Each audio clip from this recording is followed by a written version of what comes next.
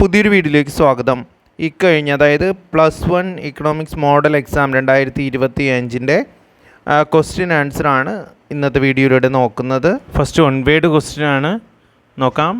Operation flood relates to operation flood ഏതുമായിട്ടാണ് ബന്ധപ്പെട്ടിരിക്കുന്നത്? Options തന്നിട്ടുണ്ട്: milk production, wheat production, horticulture, fish production. ഇവിടെ answer വരുന്നത് ഓപ്പറേഷൻ ഫ്ലഡ് മിൽക്ക് പ്രൊഡക്ഷനാണ്. അതുപോലെ പ്രീവിയസ് ക്വസ്റ്റ്യനാണ്, മുട്ട എന്ത് റവല്യൂഷനാണ്? മുട്ടയുമായി ബന്ധപ്പെട്ടത് സിൽവർ റവല്യൂഷനാണ് മുട്ടയുമായി ബന്ധപ്പെട്ടത്. വളങ്ങളാണെങ്കിൽ ഗ്രേ റവല്യൂഷനാണ്.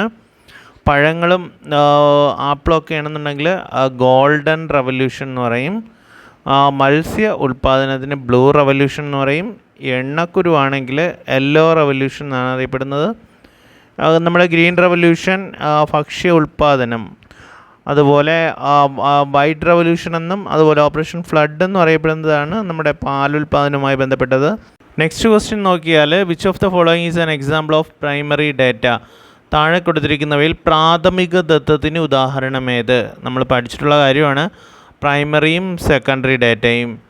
ഓക്കെ, താഴെ കൊടുത്തിരിക്കുന്നവയിൽ പ്രാഥമിക ദത്തത്തിന് ഉദാഹരണം: ബുക്ക് ഒരു സെക്കൻഡറി ഡാറ്റയാണ്, ജേണൽ സെക്കൻഡറി ഡാറ്റയാണ്, പത്രം സെക്കൻഡറി ഡാറ്റയാണ്.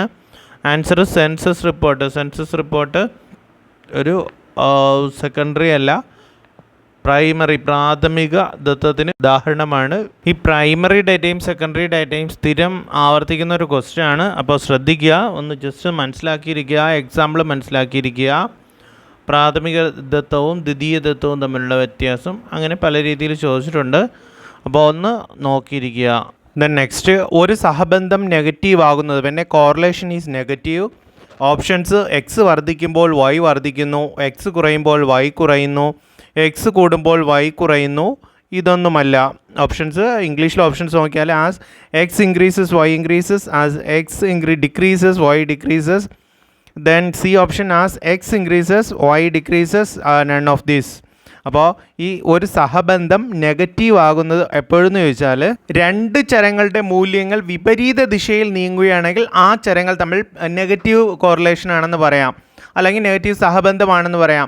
ഇപ്പോൾ ഉദാഹരണത്തിന് ഒരു ആപ്പിളിൻ്റെ വില കൂടുമ്പോൾ അതിൻ്റെ ഡിമാൻഡ് കുറയുന്നത് നെഗറ്റീവ് സഹബന്ധത്തെ കാണിക്കുന്നു. അപ്പോൾ ഇവിടെ ആപ്പിളിൻ്റെ വിലയും അതിൻ്റെ ചോദനവും ഡിമാൻഡും തമ്മിൽ വിപരീത ദിശയാണ് ഉള്ളത്. അപ്പോൾ ഇനി ഇതുപോലെ തന്നെയാണ് പോസിറ്റീവ് സഹബന്ധം അഥവാ പ്രത്യക്ഷ സഹബന്ധം എന്നൊക്കെ പറയും. അതായത് രണ്ട് ചരങ്ങളുടെ മൂല്യങ്ങൾ ഒരേ ദിശയിൽ നീങ്ങുകയാണെങ്കിൽ പോസിറ്റീവ് സഹബന്ധം അഥവാ പ്രത്യക്ഷ സഹബന്ധം എന്നൊക്കെ പറയും. ഒരു ഉദാഹരണം പറയുവാണെങ്കിൽ, ഒരു കുടുംബത്തിൻ്റെ വരുമാനം വർദ്ധിക്കുമ്പോൾ അവരുടെ ഉപഭോഗവും ഓട്ടോമാറ്റിക്കായിട്ട് വർദ്ധിക്കും. ഇതാണ് പോസിറ്റീവ് സഹബന്ധം എന്ന് പറയുന്നത്. നെക്സ്റ്റ് ക്വസ്റ്റ്യൻ നോക്കിയാൽ, താഴെ കൊടുത്തിരിക്കുന്നവയിൽ ഓസോൺ ശോഷണത്തിനൊരു കാരണം ഏത്? Which of the following is a cause of ozone depletion?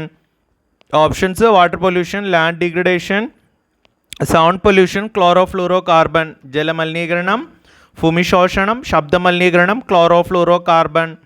Already നമ്മൾ ഡിസ്കസ് ചെയ്തിട്ടുള്ളതാണ്. ആൻസർ ക്ലോറോഫ്ലൂറോ കാർബൺ ആണ്. ഓസോണുമായി ബന്ധപ്പെട്ട, അതായത് ഓസോൺ ഡിപ്ലീഷനുമായി ബന്ധപ്പെട്ടത് ക്ലോറോഫ്ലൂറോ കാർബൺ ആണ്. ഓർത്തിരിക്കുക, നല്ല ക്വസ്റ്റ്യൻ ആണ്.